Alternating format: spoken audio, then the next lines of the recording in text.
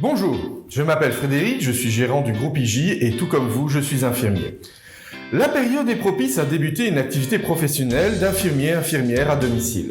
Dans cette vidéo, nous allons brosser les différentes étapes, 7 au total, à respecter pour que votre décision se transforme en une belle aventure.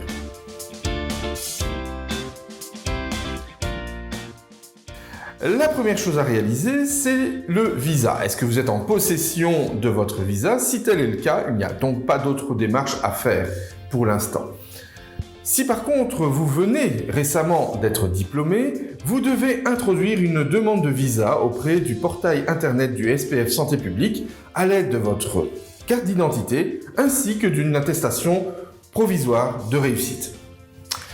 Attention, vous devez renouveler votre demande de visa une fois en possession de votre diplôme définitif, d'ici une petite année. C'est très important, ne l'oubliez pas. L'étape suivante consiste à demander un numéro d'INAMI.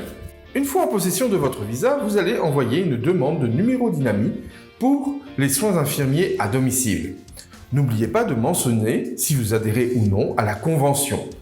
Être conventionné n'est pas obligatoire, mais très utile et je ne peux que vous le recommander. Cela vous permet également de bénéficier du système tiers payant via le réseau MyCareNet. Cette demande se fait via un formulaire que vous trouverez sur le site de l'INAMI. Le tout doit être envoyé par mail au service compétent en la matière. Comptez une petite semaine pour l'obtenir par retour de mail. Troisième étape, la Banque Carrefour des entreprises. Quittons temporairement le monde de la santé pour nous rendre dans celui des lois sociales. Afin de vous faire reconnaître en tant qu'infirmier indépendant, statut indépendant, vous devez vous inscrire au guichet d'entreprise. Celui-ci vous octroiera un numéro d'entreprise composé de 10 chiffres commençant par un 0. Vous devrez déterminer si vous optez pour le statut principal ou complémentaire.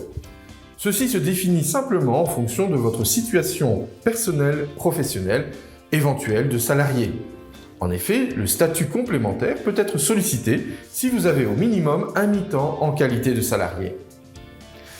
Les lois sociales seront à payer trimestriellement. Comme vous débutez, je vous conseille de prendre la cotisation minimale, tout en gardant à l'esprit qu'il s'agit d'une avance qu'il faudra régulariser par la suite en fonction de l'essor de votre activité. Attention également, la date de début de votre activité peut avoir des conséquences, puisqu'un trimestre commencé est un trimestre dû. Veillez donc à faire le bon choix pour le début.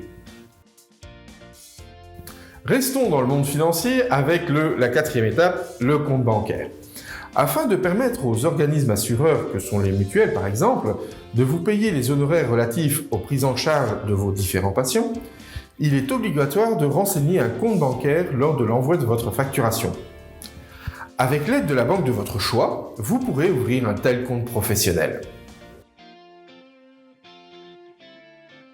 Cinquième étape, le comptable. Bien que cela soit non obligatoire, le recours au service d'un comptable est vivement conseillé, et ce, j'insiste, dès le début. Ce dernier pourra en effet vous guider dans les bonnes actions à entreprendre en regard des objectifs financiers que vous vous serez fixés conjointement.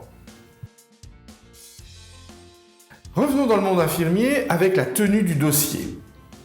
Que vous soyez titulaire des soins ou remplaçant, qu'il soit papier ou informatisé, la tenue du dossier infirmier est obligatoire.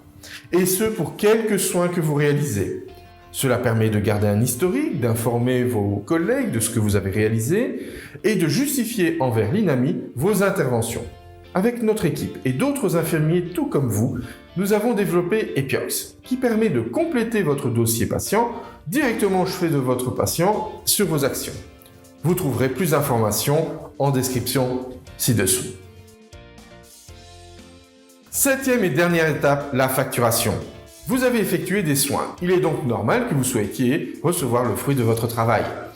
Il vous est possible de faire votre facturation vous-même via un logiciel de facturation, tout comme Epiox, ou de passer par une tierce personne, conjoint, ami ou autre. Mais déléguer sa facturation vous rend responsable. Nous vous conseillons donc vivement le recours à un bureau de facturation, tout comme IJ Consult. Constitué de professionnels de la nomenclature infirmière, nous savons vous aiguiller pour votre facturation et évitons toute erreur de nomenclature. De plus, nous pouvons effectuer des démarches administratives comme l'inscription à la Banque Carrefour des entreprises pour vous. Chez IJ, pas de contrainte, c'est sans engagement, c'est à durée indéterminée, vous y mettez fin quand vous le voulez. Pas de préavis, pas d'engagement. Les paiements se font mensuellement et vous pouvez passer d'un service à l'autre comme bon vous semble. Le tout 100% déductible de votre imposition. Entrer dans la communauté IJ, c'est aussi, avant tout, prendre conscience de l'utilité de faire appel à des professionnels pour vous aider à chaque étape de votre activité et ainsi vous permettre de vous consacrer au plus important, à savoir vos patients, vos proches et vous-même. N'hésitez pas à nous contacter pour toute information complémentaire sur comment devenir infirmier via mail ou téléphone. Nous sommes aussi joignables sur les réseaux sociaux comme Facebook. Nous sommes heureux de pouvoir vous aider. À très bientôt.